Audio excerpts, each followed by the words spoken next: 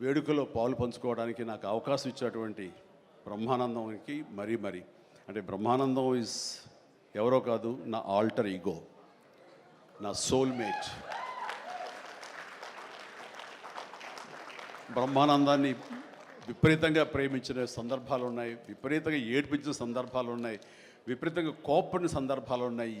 ఏది జరిగినా సరే ఒక ఫాదర్ లాంటి వాడు, తనకంటే నేను చిన్నవాడినైనా సరే నన్ను ఎప్పుడూ పెద్దగా చూస్తుంటాడు. ఆ పెద్దరికంలో అంటే అన్నారు అనేలాగా ఉండేటటువంటి గొప్ప వెల్కమింగ్ నేచర్ నన్ను మనసులో అంతగా పెట్టుకున్నాడు. కాబట్టి నాకు ఆ స్వతంత్రం ఉంది. ఆ స్వతంత్రం ఈ రోజున ఈ యూనిట్లో ఎవ్వరు నన్ను పిలవకపోయినా ఆహ్వానించకపోయినా సరే నేనే వస్తానని స్వయంగా నేను ఫోన్ చేసి వచ్చేంత ప్రేమ నాకు కలిగించాడు, కనబరిచాడు. అలాంటి బ్రహ్మానందం మన ఈ ప్రేమ కలకాలం ఇలాగే కొనసాగాలి. అండ్ ఈ సినిమా February 4th ప్లీజ్ దయచేసి 14th అత్యద్భుతంగా ఆడుతుంది. నీకు పుత్రోత్సాహం కలుగుతుంది, నువ్వు చక్కగా గర్విస్తావు. నేను ఏ రకంగా అయితే పుత్రోత్సాహాన్ని అనుభవిస్తున్నానో అంతకంతగా నువ్వు అనుభవిస్తావు కోరుకుంటున్నాను ప్లీజ్.